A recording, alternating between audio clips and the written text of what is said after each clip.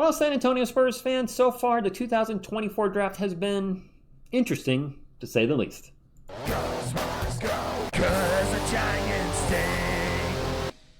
What is up, San Antonio Spurs fans? Welcome to TSR Sports. Caught a couple articles, that's right, two articles from Pounding the Rock where they grade the stuff on Castle draft pick and then the Rob Dillingham trade. And I want to get into it, so let's just do it. First, let's talk about Stefan Castle. They gave the draft an A for taking him at fourth. Castle is a big guard wing hybrid at 6'6". He's a good athlete with the strength to guard multiple positions.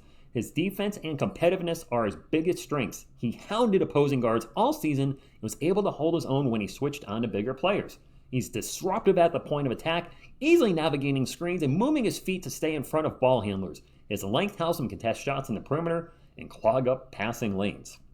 Castle and Jeremy Sochan will give the Spurs a formidable defensive duo to put on opposing ball handlers, with Wemby protecting the rim behind them. So we're putting together a defensive team clearly with this pick. And by the way, 13 draft experts came on the pod in recent weeks, and we asked them in a series of best ofs to determine who was the best in each category of the 2024 draft class. Best perimeter D goes to Stefan Castle at UConn. Castle will bring a great motor and winning mentality to the roster. Wemby has proven to be Wemby has proven to be a fiery competitor who wants to win above all else.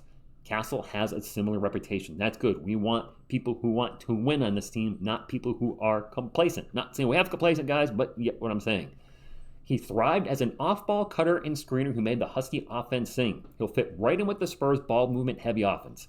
Castle has the patience and strength to get to his spots in the pick and roll and is used to playing with the behemoth after spending a year with Donovan Clingan.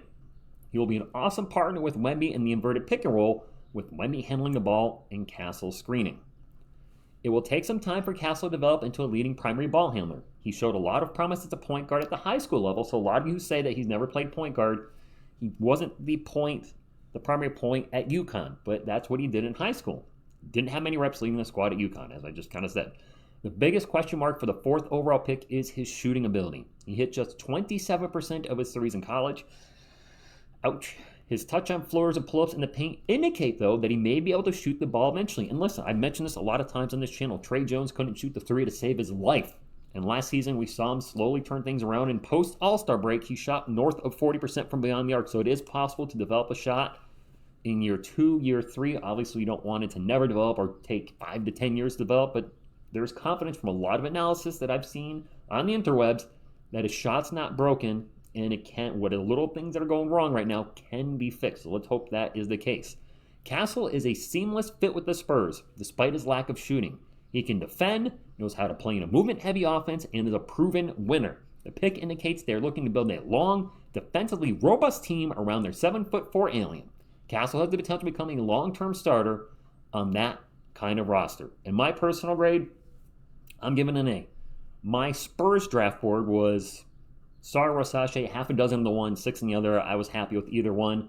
And the Castle was third for me. We got him with the fourth overall pick. Hey, I'm happy and good to go. Drop a comment down below. Your thoughts on the Castle draft pick. Is it an A? Do you have it a C? Do you think that's the F? Let me know. But we got another half of the draft to talk about. We've got that 8th pick overall that we traded to the Minnesota Timberwolves. The San Antonio Spurs came into the 2024 NBA draft with the opportunity to make 2 top 10 selections. There were rumblings that they could trade the 8th pick before the draft, and I heard a little of that. And I think, if I'm going to pause right here, I think what really pushed and prompted this trade is Tijon Saloon being drafted at 6. I really feel here in my Spursy heart that they were going to draft that kid 8th overall, and when they saw him come off the boards, they're like, okay, with what's left, nope. We're gonna try to move it, and they did move it. It appeared that the Spurs had selected Rob Dillingham at 8, giving them an explosive offensive guard. Moments, yes, literally moments after the selection was made, ESPN's Adrian Wojnarowski reported the pick had been traded to the Minnesota Timberwolves. The Timberwolves are trading a 2031 unprotected first and a protected 2030 pick swap to the Spurs for Dillingham. The trade opens up cap room for the Spurs to sign free agents this summer. If San Antonio waives all of their non-guaranteed contracts, Devontae Graham, he's gone. Sorry, Devontae, not paying you $12 million a year to sit on the bench again. Julian Champagnie, I think he will be back. Not as a starter, but as things are shaping up with the roster, he might be starting again. and Charles Bassey. Bassey, I could see going. I like him. I know a lot of you like him. 2 season-ending injuries to the same knee in a row do not spell out for a long, healthy, productive career. So I could see Bassey being go-to. That could open up to $26 million in cap. I believe Champagne's making $3 million, so that would be $23 million in cap room. But also give the Spurs 2 more assets they can package in a trade for a star down the road, talking about these draft picks. In a draft filled with question marks, the Spurs decided to trade out rather than make a second first-round selection. Again, they go to Ben Tijan. Maybe I'm wrong. The trade gives the Spurs 15 future first-round picks in the next 7 drafts. As the Spurs begin to build a playoff team around Wemby, they'll be able to use these assets to draft young talent or package them together to trade for a star to play alongside him. The basketball world just saw the New York Knicks give up 5 first-round picks for Mikal Bridges. I can't believe they did that. The price to trade for a star has never been higher. We saw that recently with Rudy Gobert, now Mikal Bridges. My goodness, there might be somebody else I'm trading him out, but the amount of draft picks teams are trading away to get Bridges? 5 picks for Bridges? What you talking about, Willis? The price to pay for trade has never been higher. The Spurs are loaded up on ammunition to put themselves in the position to play that foil. Trade grade is a B- subject to change. Okay. So for a lot of us, I think last night, on its surface, that trade was an F. We're like, all right, we drafted Diddley. Some of you wanted him, some didn't. Didn't make sense to draft 2 guards, 2 likely point guards, but it is what it is. We're like, okay, we got Diddley, and we're going to roll the dice, and if one doesn't work out, we got the other. So a lot of fans were upset, confused, whatever it was. For me right now, Spurs fans, it's an incomplete. I really can't grade this right now because, one, Robert Dillingham's career. If he's a bust, this is going to look like a great move. There's going to be a lot of hindsight with this trade, of course.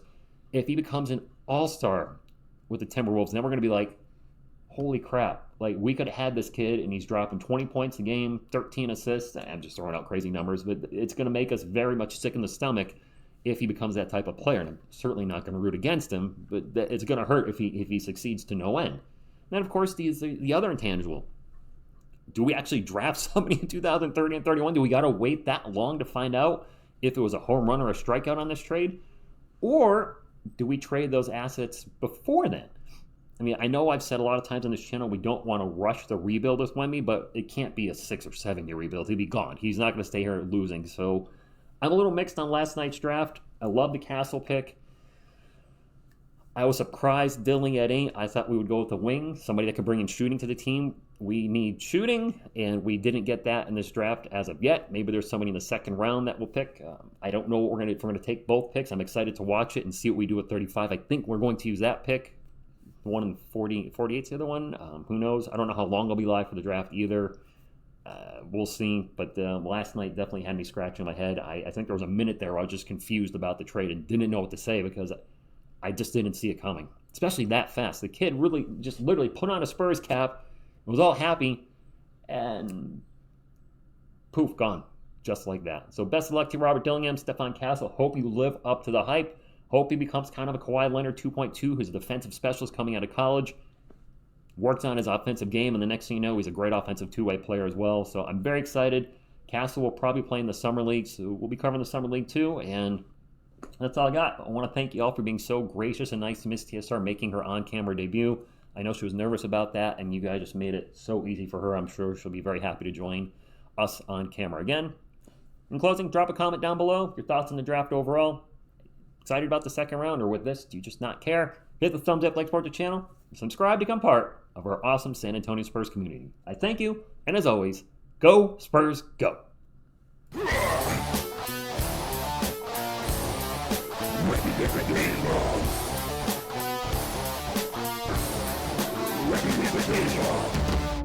Ready to Wemby.